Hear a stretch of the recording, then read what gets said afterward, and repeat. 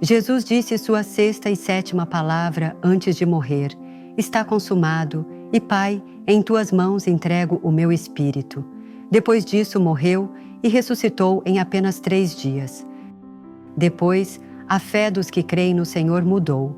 Vamos descobrir juntos, através do episódio de hoje, como nossa fé chegou a mudar pelo acontecimento da cruz e qual é o significado espiritual que há na última, dentre as 7 palavras de Jesus na cruz. João 19:30. Quando Jesus tomou o vinagre, disse: está consumado. E, inclinando a cabeça, entregou o Espírito.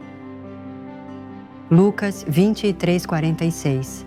Então Jesus, clamando em alta voz, disse: Pai, em tuas mãos entrego o meu espírito. E tendo dito isso, expirou.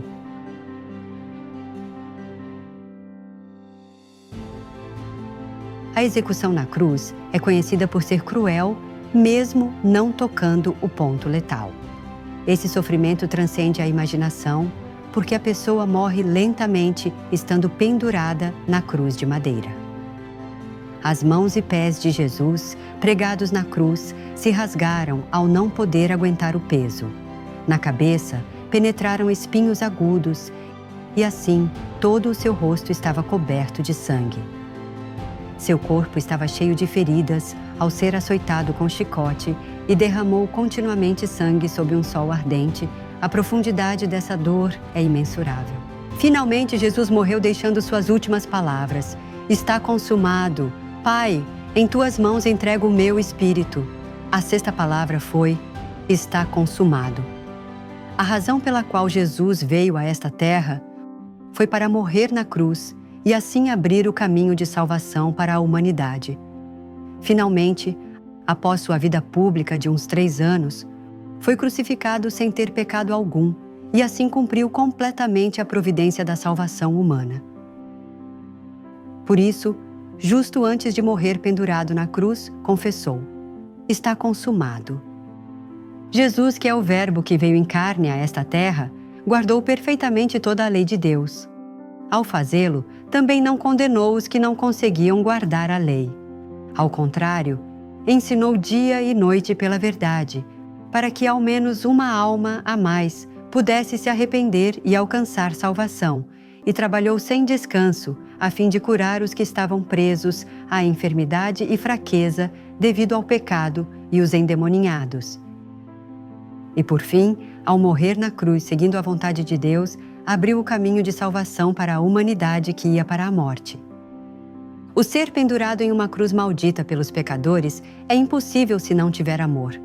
No entanto, graças a Jesus, o Filho de Deus que morreu na cruz, mostrou esse amor e cumpriu com amor a lei do Antigo Testamento.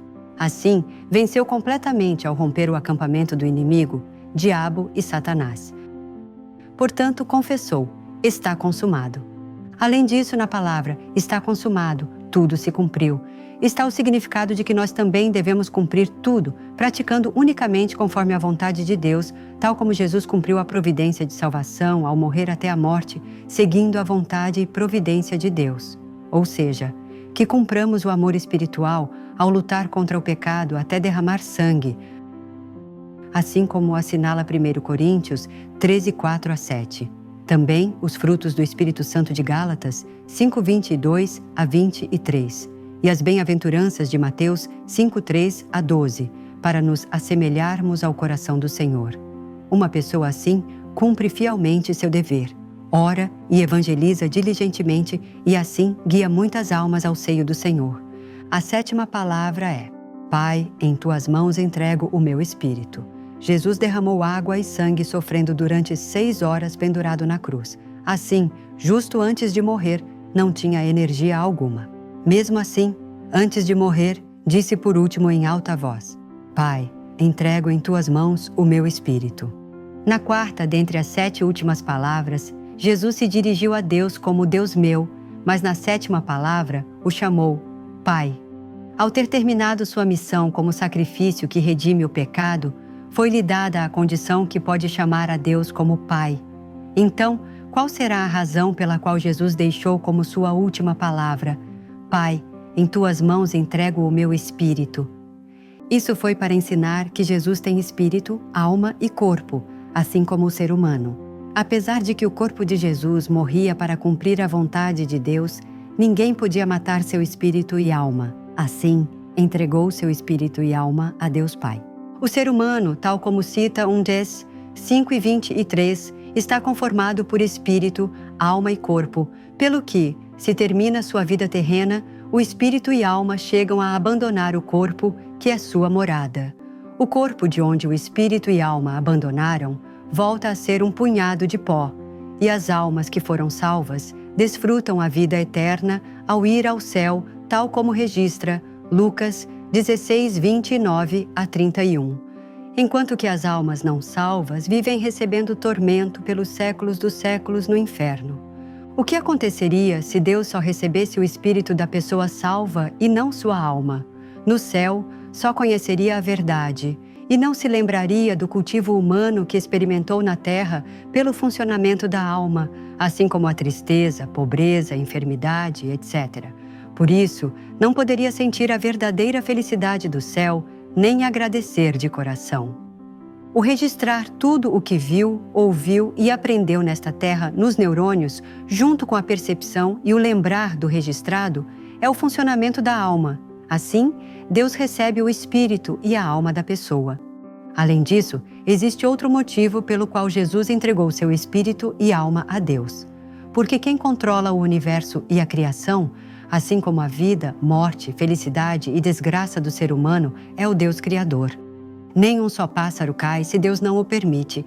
Tudo pertence a Deus e se dá sob sua soberania, portanto, orou dessa maneira. Então, qual será o motivo pelo qual Jesus orou em alta voz, dizendo: Pai, em tuas mãos entrego o meu espírito? Foi para que todas as pessoas pudessem ouvi-las. Além disso, o orar clamando em alta voz é a vontade de Deus, e ao ser uma oração que entrega seu espírito a Deus, clamou com mais força. O fato de Jesus ter feito a oração de entregar seu espírito nas mãos de Deus representa que ele cumpriu toda a vontade de Deus. Ou seja, ao ter cumprido o dever completamente obedecendo à palavra de Deus, pôde entregar seu espírito nas mãos do Pai corajosamente. Por fim, depois que Jesus morreu, deixando suas últimas palavras, aconteceram coisas realmente surpreendentes e estão registradas na Bíblia. Vamos ler juntos Mateus 27, 51-53.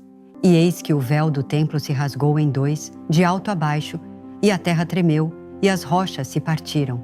E abriram-se os sepulcros, e muitos corpos de santos que haviam dormido se levantaram. E saindo dos sepulcros, depois da ressurreição dele, entraram na cidade santa e apareceram a muitos. Aqui, o fato de que o véu do templo tenha se rasgado em dois de alto a baixo significa que Jesus derrubou todo o muro de pecado entre Deus e nós ao se converter em oferta de paz. O véu do templo é uma cortina longa que se coloca para separar o lugar santo e santíssimo que estão dentro do templo. Ao lugar santo entravam os sacerdotes ungidos para oferecer holocaustos e se comunicar com Deus. E o lugar santíssimo era uma área sumamente santa, onde Deus descia. E ali, o sumo sacerdote entrava um dia por ano para oferecer holocausto pelos pecadores.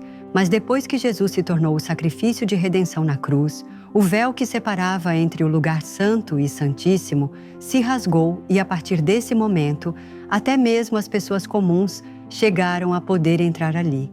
Isso foi graças a Jesus ter derrubado o muro de pecado que nos separava de Deus ao derramar seu sangue precioso. Agora, todo aquele que crê no Senhor chegou a poder entrar no templo santo de Deus para oferecer culto e também se comunicar diretamente com Deus ao orar, em vez de fazê-lo através do sacerdote ou profeta. Por isso, o apóstolo Paulo disse em Hebreus 10:16, tendo, pois, irmãos, ousadia para entrar no lugar santíssimo pelo sangue de Jesus, pelo novo e vivo caminho que ele nos abriu através do véu, isto é, da sua carne. Em seguida, diz que quando Jesus morria, a terra tremeu, as rochas se partiram e abriram-se os sepulcros. Isto significa que todas as coisas, incluindo a natureza, se moveram. É o som de lamentação de Deus pela maldade do ser humano, Assim expressou sua dor pelas pessoas que, ao ter um coração duro, não aceitam o Senhor e vão à destruição, apesar de que Deus entregou o Filho unigênito como oferta de paz. Da mesma forma diz: e muitos corpos de santos que haviam dormido se levantaram, e saindo dos sepulcros depois da ressurreição dele. Quando Jesus morreu, muitos sepulcros se abriram. Depois que Jesus se converteu no primeiro fruto da ressurreição, ao ressuscitar em apenas 3 dias de ter sido sepultado, eles também saíram dos sepulcros. Esta palavra mostra como evidência que todo aquele que crê no Senhor recebe o perdão de pecados, obtém vida e ressuscita. Por isso, espero que compreendam profundamente o amor da cruz e alcancem a salvação perfeita ao ser verdadeiros filhos de Deus. Além disso, assim como a última palavra de Jesus na cruz, que meditamos hoje juntos: está consumado. Pai, em tuas mãos entrego o meu espírito. Espero que possamos confessar com coragem no dia em que encontrarmos o Senhor. Senhor, cumpri com força o dever que me deste. Permitam-me orar por vocês. Bom Pai Deus, Tu entregaste o Senhor como oferta de paz por amor a nós. E o Senhor morreu na cruz ao obedecer unicamente conforme a vontade de Deus e cumpriu o dever de Salvador completamente.